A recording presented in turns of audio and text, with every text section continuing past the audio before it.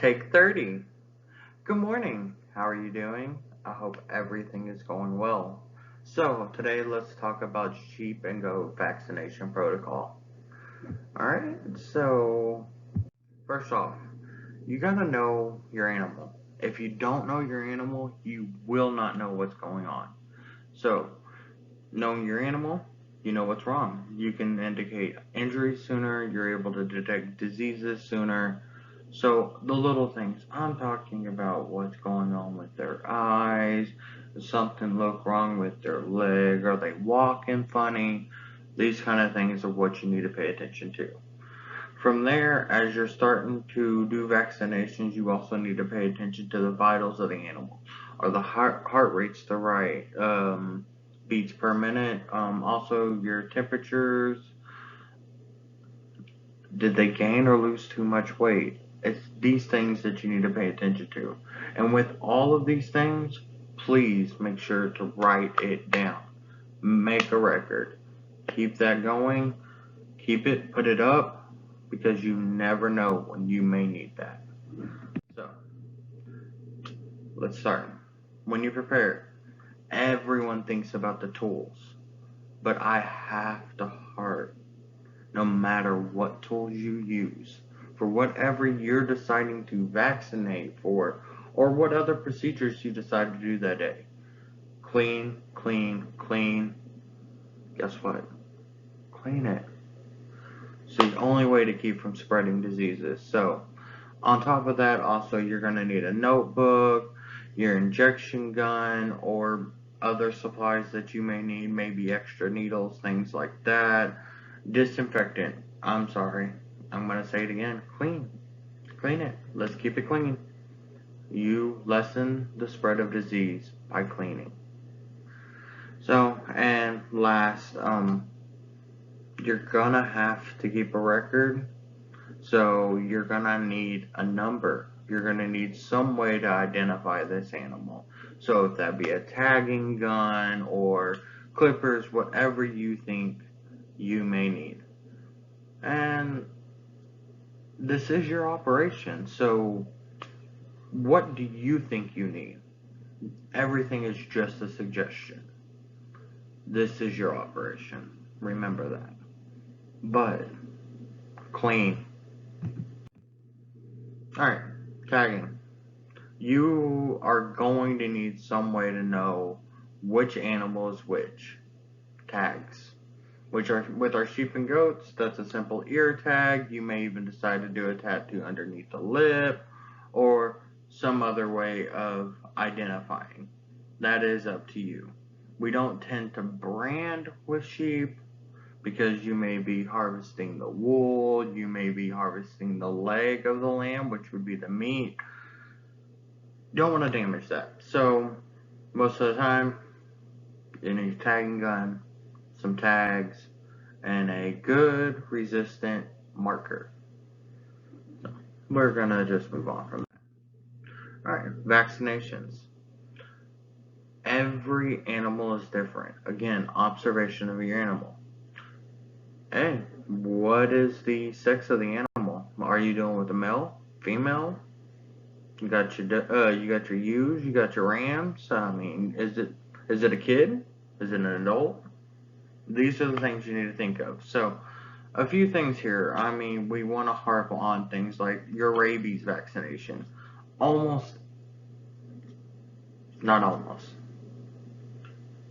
That disease is zoonotic, which means all of us can spread it to all of us. It's going to be one of those things. At this time, may be a good point to look at some other points of your animal. This may be an opportunity while you're doing these vaccinations. You're going to maybe draw some blood. Let's run some blood. Let's look, see what else may be going on. Again, observation. Also, a fecal float test might be a good point to go ahead and get you a fecal sample. So, doing things like that, you're on a farm. Get some gloves, finger, baggie. Write down that number. Remember, records. Observation of it, write it down. Anything. I'm not playing. So, As you can see right here, the most will choose to vaccinate at this point, especially with your intramuscular vaccinations, because right here you're not having any consumable meat. So this is why we choose this. Now I will let you look at this slide and see what vaccinations and when they're needed. I'm not going to harp on that too much. I'm going to go ahead and move on. So, right here, injection placement. Alright, so we are not going to play. You see this area right here? Yep, that one. So, that area, you're going to draw blood. You're going to inject into that vein. This is the easiest, best vein to get to. Not going to play. Alright, over here, you see the little green area. As I mentioned earlier, that is the intramuscular area. You're going to want to stay right in front of that shoulder. So, but if you're going to do a sub-Q injection, please, you feel free to use that little area right up underneath that leg there. You know, little fatty area. You know, like me. So, last, please avoid this area. No. Stay away from it. We eat it. The last thing you want to do is cut open a piece of meat and a big old injection spot just pour out onto your plate. Yeah. It's happened. Otherwise we wouldn't say it. Alright, moving on. Zoonotic diseases. Okay. This is simple. This is where one animal can give it to another animal. It doesn't matter if that's a chicken, another goat, or sheep, or your cat, dog, you. These can be spread between each other. So this is something you need to look out for. So paying attention to this will help you keep from getting hurt, getting anything from them.